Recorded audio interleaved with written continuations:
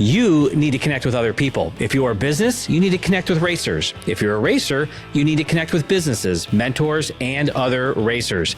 My next guest on the Late to Grid podcast tells us how to do it. Let's throw the green flag on this episode.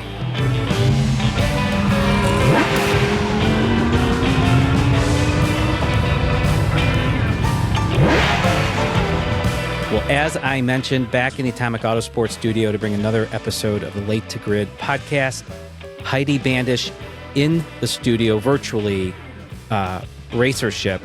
Absolutely love it that we're talking about this. Heidi, thanks for being here. Yeah, thanks for having me. This is exciting. Yeah, I do like to start off by telling the listeners how I came across a guest or how I met a guest.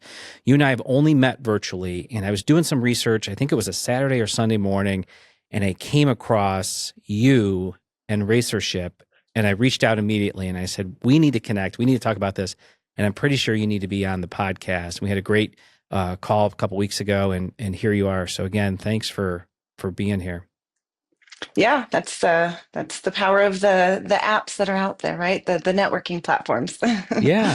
So I do want to talk a little bit about your background, because you have a great background in the industry, in motorsports and with SEMA. And do I have this right? You were also a teacher?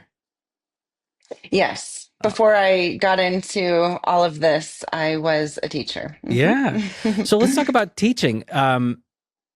Being a teacher is not easy. So you probably learned a lot of lessons. Is there one lesson you brought from teaching into your career, whether it was back with SEMA, PRI, or what you're doing now?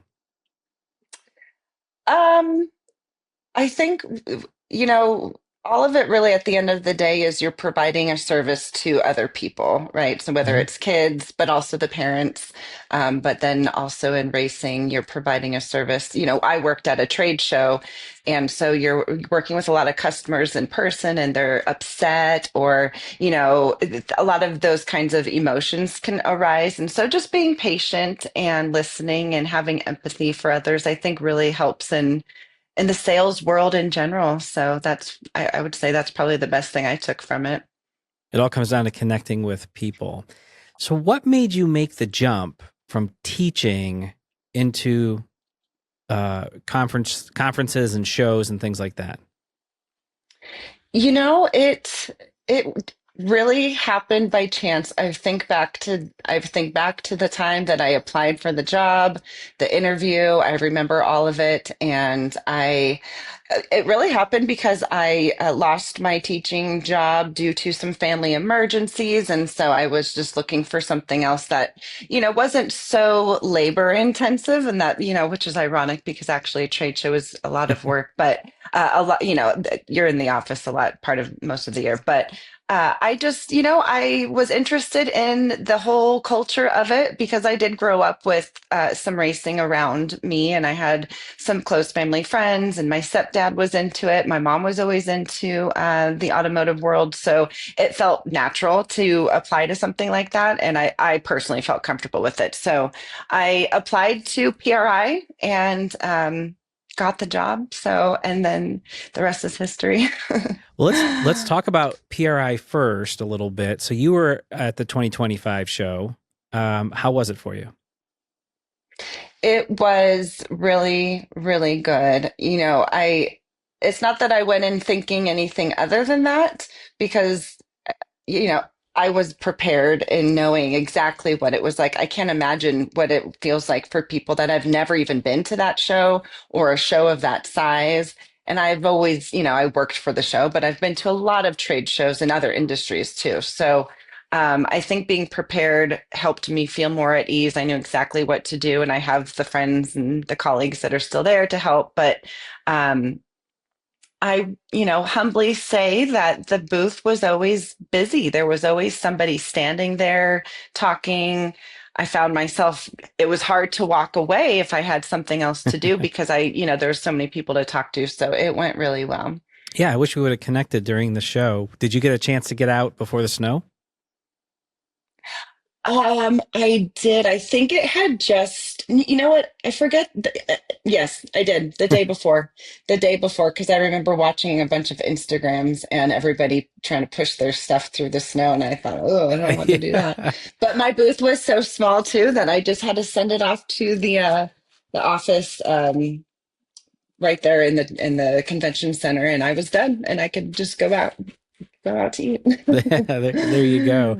So, Yeah. with your background in PRI and being at the PRI show, was there something you saw you're like, oh, I would have done it differently, or if I was still involved, maybe this could have happened? And that's not to be negative towards the show because it's an awesome show, but kind of having that inside look. Anything that kind of popped up that surprised you about the show? Um, Mm, No, I mean, it's always what I remember. It definitely different being on the other side. I think one thing I say, and whenever I go, because prior to Racership, I would go for the networking and for other things, and so I'm more on the attendee side. But still, this industry is so big, and this trade show is the heart of the industry, and people go. I mean, if there's any show event or anything that anyone goes to, they choose PRI and SEMA. So it's just massive, and there's a lot of things that you want to get to. And, you know, I don't even think that that's anything against the show. It's just a blessing in disguise, I guess, because there's so many things you want to get to, but you're also only human. You can only have so much output, and you're just physically overwhelmed by it. But it's all good stuff. So I guess if I could duplicate myself, or you almost need more than just 3 days. I will Hmm. have to say that. I will say, and I think people would agree, but then we all might hate ourselves if it was more than that. But you need more than 3 days of a show for sure. Yeah, I did a recap episode just a couple weeks ago. We released it, um, and I tell the story that Thursday, Friday we're going crazy, and then Saturday was sort of that. All right, we need to go back and talk to these people. We figured we'd be on the road by lunchtime, and we didn't get out of there till 4. It was almost like, and we wanted to get on the road sooner than later. But you're right. There's so much more that the conversations are so robust, so meaningful that one more day might upset the spouses and the families, but man, it could really help drive business along. Yeah, I was right up until closing, and I absolutely, you know, it is. You have those first, and I actually get there many days beforehand, and I go to the Women with Drive Summit. Mm. So I get there, I fly in, I believe it's on Sunday I get there. So I'm there for a full week. And even with that, um, it is crazy. Yeah. So having one extra day to do that those follow up walkarounds, and making sure that you get to see everyone. And you really don't want to rush your conversations, because you're not there to be a robot. You're there to be interested, and learn about people. And if you have a conversation that ends up, going longer than it should, then great, then you've built a really strong, initial relationship there. But yeah, it's so much fun. It's a great show, and you do get a lot out of it. But yeah, it's a lot. Yeah, I want to hit on the women in motorsports because I hear about that quite a bit. So who can attend that? What is that all about? Anyone can attend it. It's not only just for women. Of course, it's to empower the women in motorsports and focus on those that are in the roles that have driven this industry and got us to this point where we now have a place to stand, and all of that. But yeah, I mean, it's anybody there. This year, I met people that actually are not even in the industry, but they want to be health industry people. Hmm. There's students there, and drivers, and writers, and all of the things that you would assume to be there. Of course, a lot of media, lots of entrepreneurs, I met a lot of racers, young women who have started their own business to help give back. And just, it is so neat. It is, I will have to say, it really inspired me to continue to never stop driving. That was a theme that they had a couple of years ago, and it is something that everybody should try to get to. Absolutely. That's It's very wonderful. well done. Yeah, it's great that Yeah. that happens. I- our sport needs more women, without a doubt. And there's so many good, smart women in. You look in the IndyCar ranks, you look in the IMSA ranks, you look around the paddock. There's a lot more women than there has been, and I think that's wonderful. And to have that event the week of PRI is even better. Hopefully, some young women get there and can inspire them to follow their career dreams if it involves motorsports.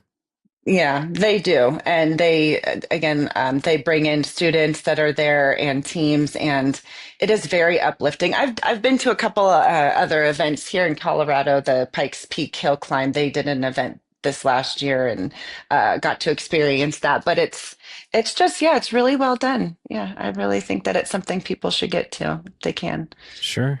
So PRI 2026, I see they're already accepting exhibitors. Are you signed up? Yeah, well, I did see that email and I'm waiting. I will be there.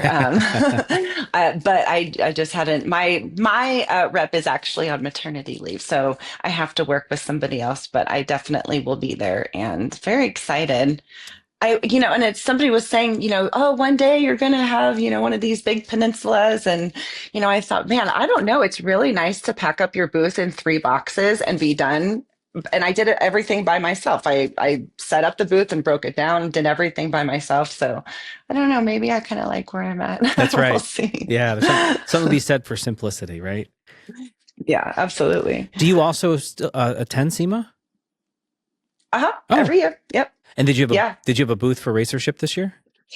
No, I feel like not until the app is actually live and there's a lot more traction, will that feel more necessary. And this is probably something that we'll move into, but the students are very important, and the automotive technician world, the trade schools, all of that, and so that is going to be worked into the app at some point, where they'll have their own profile. But, right now it's just not something that I feel I could even offer to that strictly automotive world. But I do spend a lot of time in the racing and performance hall. So, Hmm. um, yeah, it's great networking for me, and especially now being essential for PRI, being that it's a strictly racing trade show.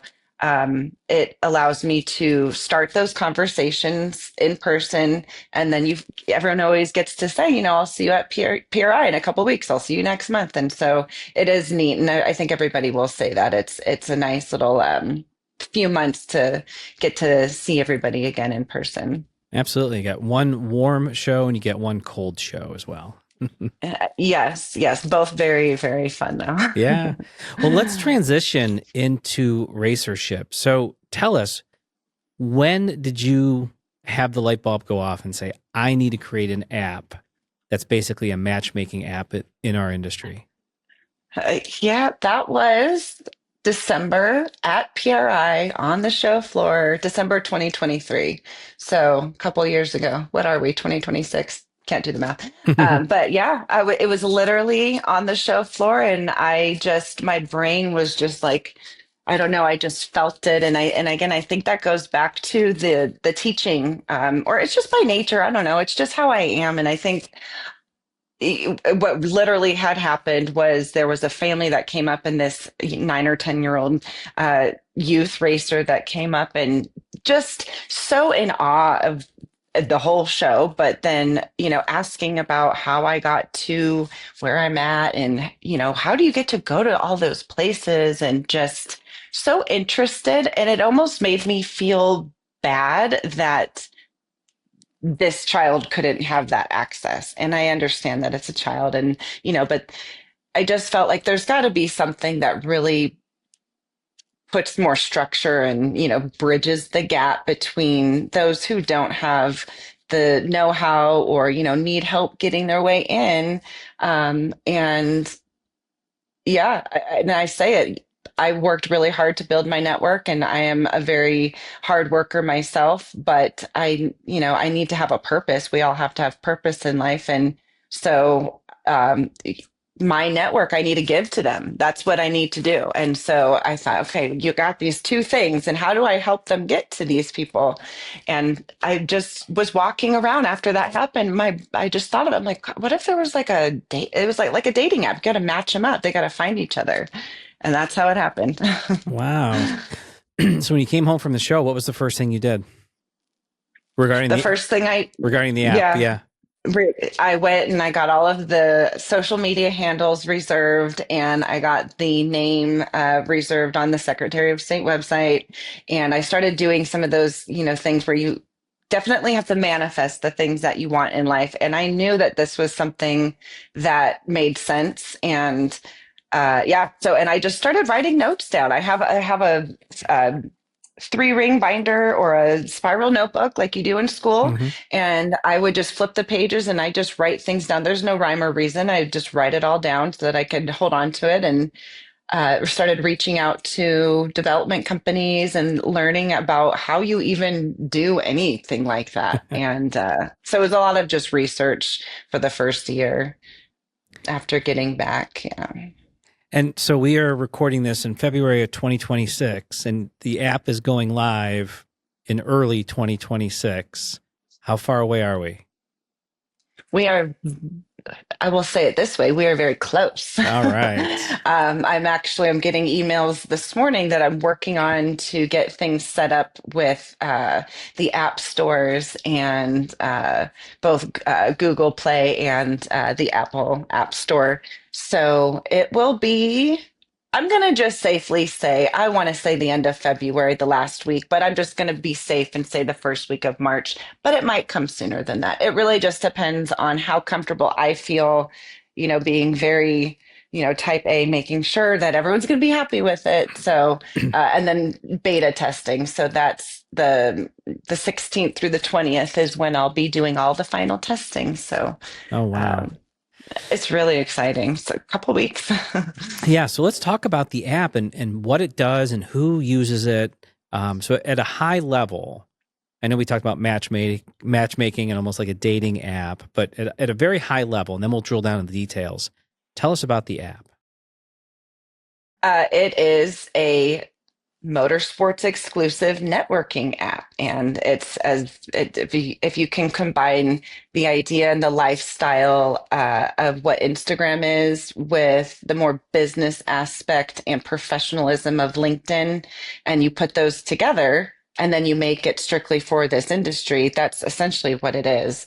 And yeah, I mean, it's to streamline all sorts of business. Essentially, it's for sponsorship, and that's where the idea came from. Is how do we get people to meet each other in a way that's not so um, and tacky's maybe not the word, but there's just like this aura that's around that. There's always people coming into the booths at the trade shows, and they don't mean to do harm, but sometimes they can come off the wrong way, and there's just not an exclusive space for it.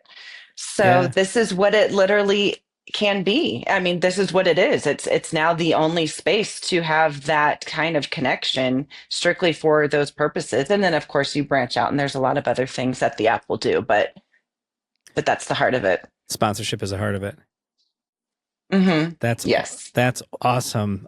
It costs money to race. Folks don't know where to get started. That's a question I get all the time is how do I find a sponsor? And, a lot of times people are sending out cold emails. Hey, for $500, I'll put a sticker on my quarter panel, not knowing about what the business needs or wants or anything like that. And of course there is the people at PRI saying, hey, here's my pitch deck, right? Walking into every Hmm. booth. Here's my deck. Here's my deck. So that, Yeah. yeah, I think, we live in a world now where connecting online is almost, not quite, but almost as good as connecting in person. We have the ability to see each other. We have the ability to communicate a few different ways, and making a warm connection on an app makes sense because we're not all in the same Yeah. spot. I mean, it speeds everything up. We all know that this is the behavior of humans these days, and so we do everything on our phones. And so it is a mobile app. At some point, I'll probably turn it into a web web app as well, but for everybody that's a user, it's on your phone, and so we all know it, and it makes the first introductions much more comfortable. It's because everybody's already used to that, and it's all just quicker. We can send emails and hope that it gets sent or somebody opens it, but with it being the way that I've designed it, the brand side, they actually have the power to unlock the matching feature. So I've been doing some Instagram posts relating it to dating, and it's so easy to understand in that sense. And I think it's Bumble. I've done a lot of research on different types of apps and how they've developed and what they stand for. But Bumble is where the women are in control, and so it's kind of like the brands are in control and everybody can follow each other and all of those things. But it's not until the brand also accepts the match and follows the racer back that it Mm. opens up the ability to do the private messaging, which I truly believe is going to help everybody just feel better, because you're not just sending your emails into this big old bank of. I hear people that they get thousands a day, Oh my and gosh. I can't even get through 20 a day. I can't imagine. So, And yeah. I was going to say, one thing that's really neat, I think, about your app, if I read this correctly, racers can put race results and lap times and information in there. And I have to tell you, I'm going for a competition license. I have an SCCA license. I need to get a NASA license. So one of the things they say is, "Hey, send us your resume." Thinking, "Oh man, for the last couple, I started one a few years ago, but for the last couple seasons, I haven't updated it. If I had an app like yours, where I've got some downtime at the track, let me put this in, it's done. That's huge. So in addition to where somebody could share that with a prospective brand or something else, are there any other ways that people would be able to use, or you could think of uses for lap data race results in the app? Um, yeah, well, and I'm going to backtrack a little bit because I do want to say, and that's the fun thing about this profile for racers, and we're speaking just about the racers right now because there's the mentors side and the brand side, but the racers now literally have this. This is their time and their opportunity. They have their profile picture, they can have a background picture, they can upload their sponsorship deck, so it's just right there. They can do that at any time and change it, however and whenever they do it. So then it's there, it's visible. Anybody can go and click on it when they go visit their profile. And then you can also have up to 3 digital uploads and interchange it however much you want. And then you can post just like you do on regular social media. Hey, I just, put this or this up. And, the best way for that to be seen by others is as simply as saying, find me on RACERSHIP. And so, it's a living resume. That is exactly what RACERSHIP is supposed to be and how I describe it. It's this purposeful posting, acting like you're always on a job interview. You're selling yourself to these brands. What would you look like if you were already hired by them? You got to do the work ahead of time. And so this is the opportunity to do that. Just have your feed just full of ads and somebody wants to buy you. So it's your living resume, dynamic profile. So this is huge because now my family and friends don't have to see all my racing posts on Facebook and Instagram. I can just go to RACERSHIP and just share it with people that actually want to see it. I think that's great. Yeah, and yeah, you can choose to also push your posts out to current social media so that you don't lose that presence. So it's not like I'm just taking people away. I wanted to make sure that they didn't feel like they were losing, because it is all very important. That is the fun. You need to have that stuff, and that's what we all love Instagram for. I'm just an Instagrammer, so I'm always refer to Instagram, but Racership, I would like it to be a place where it does feel more okay, focused. We're here to, really watch what they're doing, and they're really trying to tell us something. And, they can, make a post and then, and tag that brand that you want to come look at what you just posted. And if, as long as they're on Racership, which they should be, then then they can check it out. And then it's just as simple as just looking at something that you're already on your phone for. So it's not opening up another email or, oh, I got to go oh shoot, my email's not syncing, or, all of those little frustrations that we know of that just, inhibit workflow. Hmm. And an app just makes things easier. So, when the racer and the brand come together, um, does anything else happen? Is there any accountability or anything that once they're connected, there's things they need to do? Yeah, once they are connected, then that's really up to them how they want to start their relationship. This is just allowing them to introduce themselves to each other in a more structured format. And if they do choose to do whatever they get into, then, all in all, once that's all done and they've come to their agreements, then both profiles, both on the brand side and on the racer side, they'll be able to showcase, it'll have who I'm sponsored by, and then the brands will say who they're sponsoring. So then that's all just right there. Nobody has to go to a website, check on their race program. Who are your racers? You just go right there. This is who I'm sponsoring. This is who I'm sponsored by. So it's all right there. There's nowhere else to go. I've put everything in one spot. That's perfect. So connecting with brands is something a racer can do. Their racing resume can be up there. They can network with other racers and drivers. What else, if anything, can a racer do on the app before we move to mentors? Um, I mean, that's the goal of it, is them being able to have everything that they ever want somebody to see and hand over. Now it's just right there, and they can just tell somebody, go find me on RACERSHIP, and then they could just sit there and they can sift through it and look at it.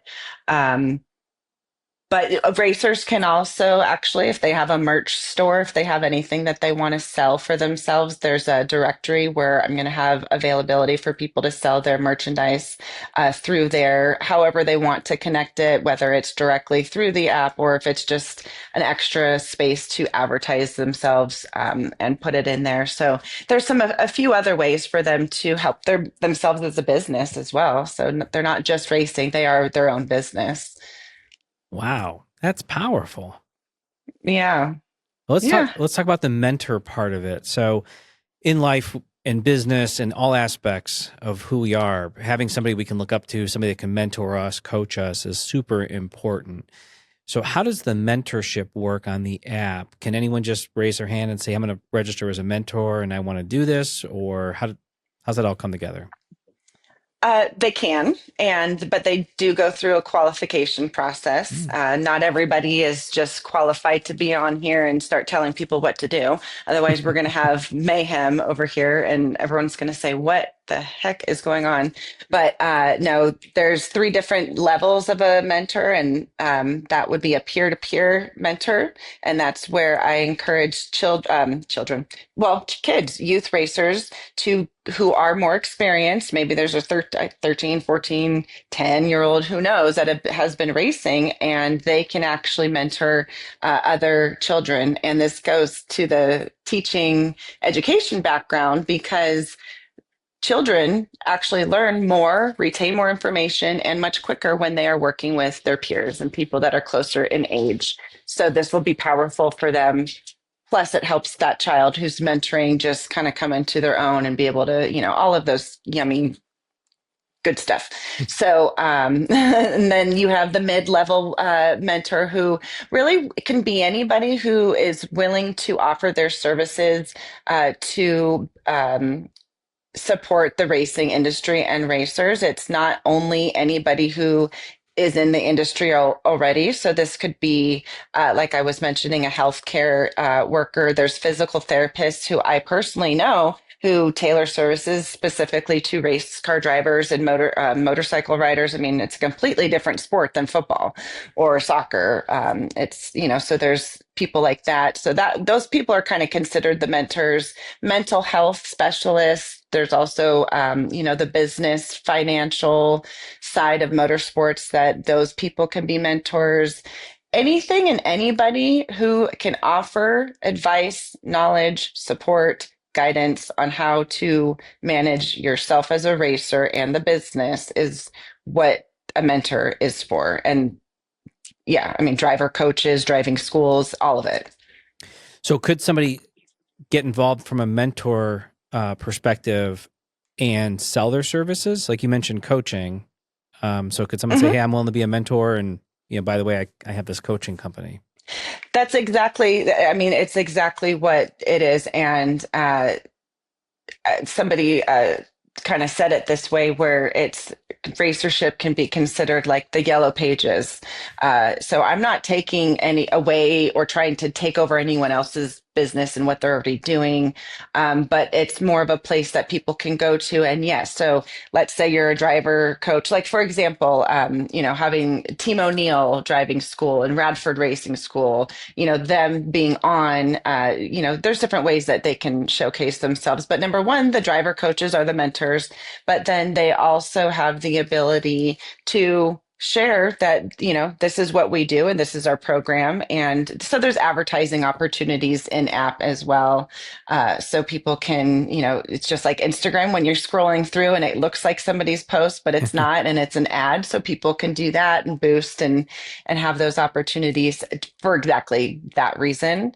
But a mentor in their profile, what makes their profile so unique is they can have people schedule sessions with them. There's a built-in calendar. It's actually managed by Calendly, but people can book right through there, and mentors can charge for their sessions.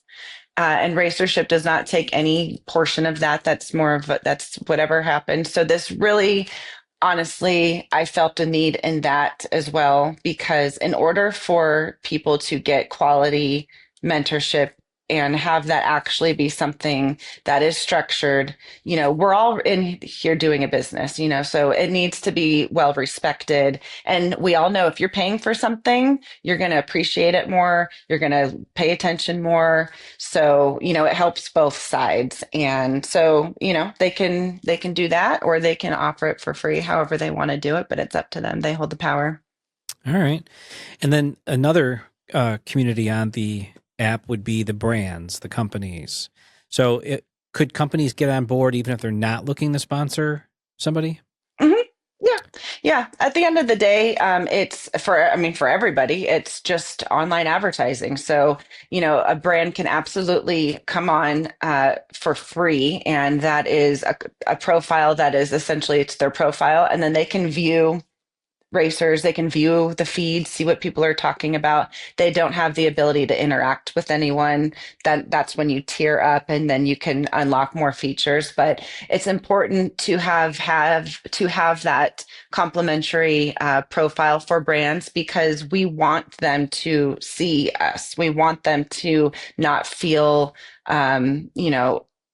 like we're just trying to, they need to be welcomed in and be the fly on the wall, where they can just kind of check it out. And especially brands and companies that have never done anything in this industry. Now they have the opportunity to kind of just come in and be like, what are these people all up to? Wow, I could totally use somebody. For this person would be great for our brand. Or I would love for that person or that racer to come speak at my corporate event. Or, there's so many different reasons for, everyone to be on this app. It's not just for sponsorship. So, there's a lot of hospitality events, lots of corporate events, and these racers can get noticed and seen and more out there by being connected to brands for lots of reasons. Um, so you're getting ready to go live. You're probably already thinking about what's next. So are there some features you want to add in version 2.0? Yes, absolutely. And that just comes with, you got to pay for these things. But Mm-hmm. yeah, so like I mentioned, it was something I originally wanted, but I had to hone in and just keep the MVP of the app, what the initial idea was. And that's just the racers and the brands and adding in the mentorship. But there is a very big need to have the students who are coming into the industry be part of this community, because not only are some of those students racers themselves, but they are the ones that work in the pits. We need the people that work on the cars. We need the people that, know the marketing side, the business side. So there needs to be a space for them with their own dedicated profile, which I would have to build out. But there is ways that they can be included still, and they can work their ways in. But that's one thing I will absolutely add is for that and get them internships and all of that kind of stuff. So that's one thing. There's a few other things I'm definitely going to keep close to my chest, but I will say um, I talk to a lot of people, and they're not only in this sports industry. So I'll just say it like Oh that. yeah, I could definitely see that. So there's the element of the garage in the app as well, and that's kind of like a hmm marketplace, right? hmm All Yep. right. Yep. That was an idea that came based on racer feedback. And again, so as cliche as they say, it is built by racers for racers, but it can be for lots of different things. But then you're in a trusted network, trusted community. Everyone can be held accountable. You have to have integrity. If you're selling something, you want to swap it out, you want to trade. It's literally a place where you can sell used gear. There's a lot of people that want to come into the sport, and it's expensive. So if there's used gear, then there you go. Yeah. What didn't we talk about the app that you wanted to? Um, I think we touched on a lot of it. I really, yeah, it's really supposed to be a place that we can reinvent and come up with new ways to consider what sponsorship is. And it's really just partnerships and building these relationships.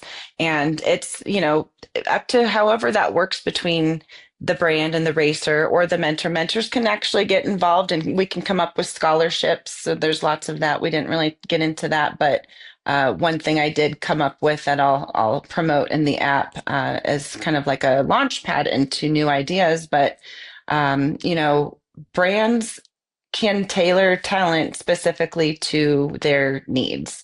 And they can do that by hosting a scholarship, and they can do that working with a mentor. And, the app itself will vet out and start showing them who, can apply for these scholarships based on the criteria for that campaign or whatever it is they're doing.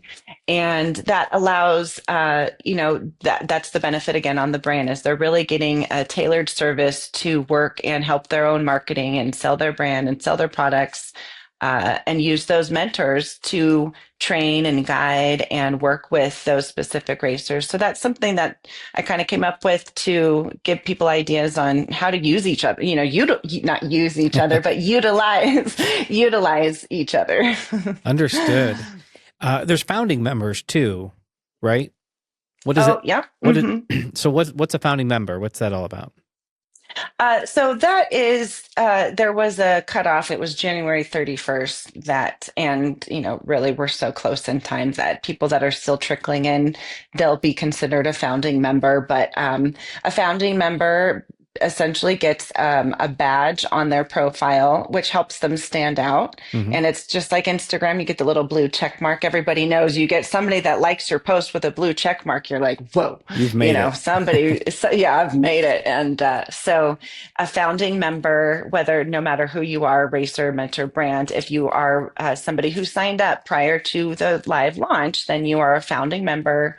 And then I've people that already know, they've been given, exclusive information nobody else would have known. And they are actually my beta testers. So they get to use the app before anybody else. And so that's what they'll get. And there's a lot of fun little things that I included in the design of how the functions work. And, if people know about rover.com, I use concepts from Airbnb and Turo. Those are neat ways to help people come forth, in the algorithm and be pushed to the top. We all know we want the top contributor or the top host at Airbnb. So mentors have the ability to get themselves seen first, to get worked with. And then for racers, they can get special badges if, the more mentoring sessions that they get to, the more education they give themselves, they'll get certain badges, and they can get, that's that healthy competition. So, Ah, that's yeah. great. Yeah. I want to talk a little bit about advice now. So as you've entered this journey, what's the best advice you got recently, or maybe it was years and years ago, that's helped you with this project?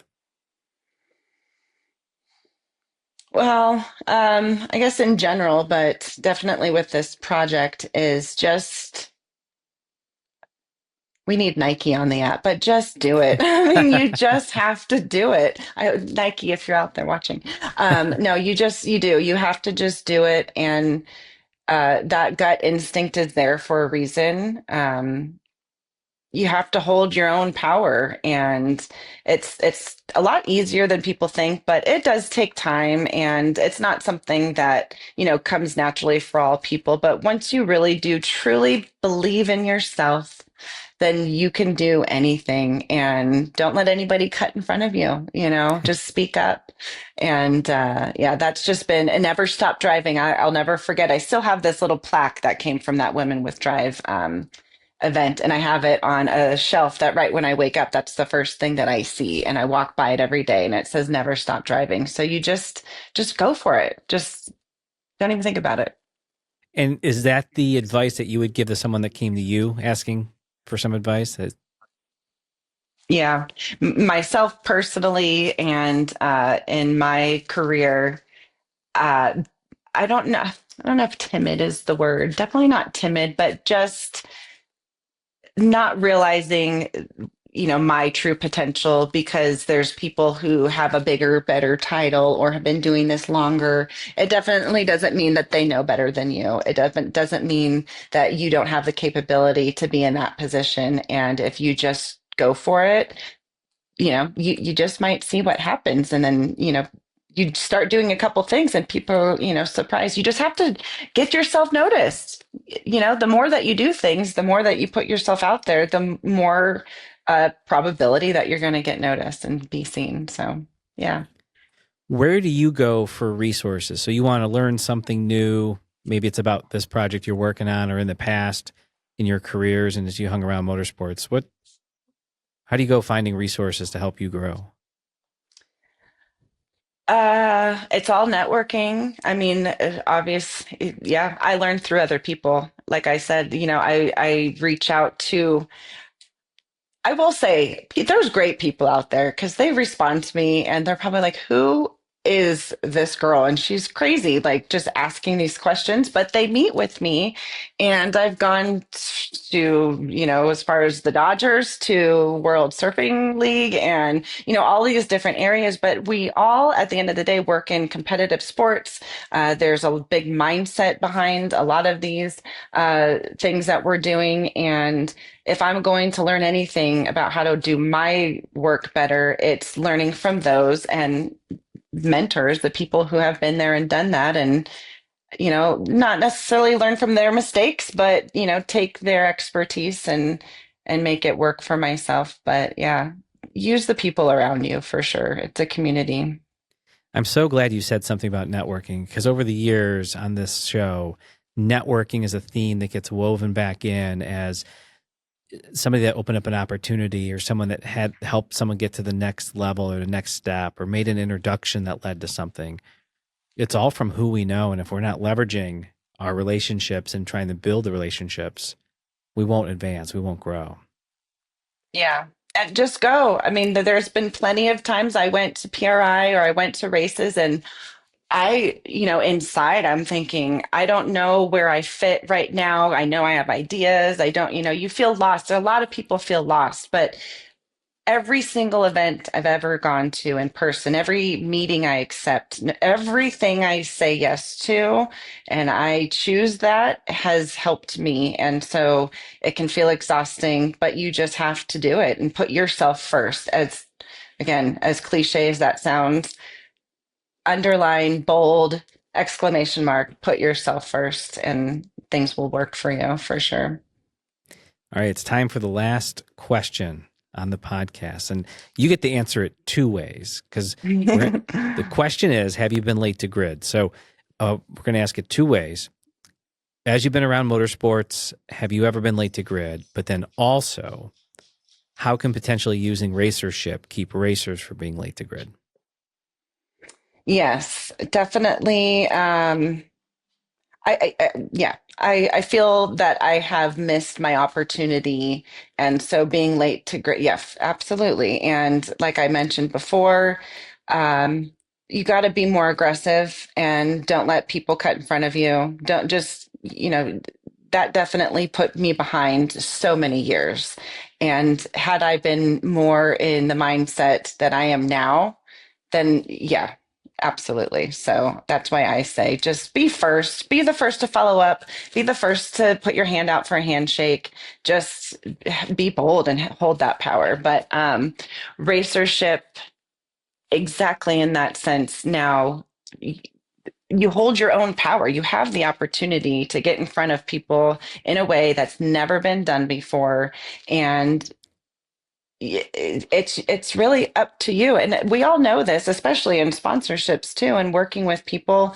You have to show them who you are, and if you're not putting yourself out there and doing the work, you're going to get passed by. So don't do that. You now you have a tool that just literally is off giving you the stage. So hopefully there's nobody late to the grid now. Well, I am so excited for you, for racers, for the launch of the app. We will certainly share as soon as we see it go live. We'll share it in the show notes. We'll put links to everything. Heidi, it was great having you on the podcast, sharing a little bit more about your journey and especially the RACERSHIP app. So thanks for being here.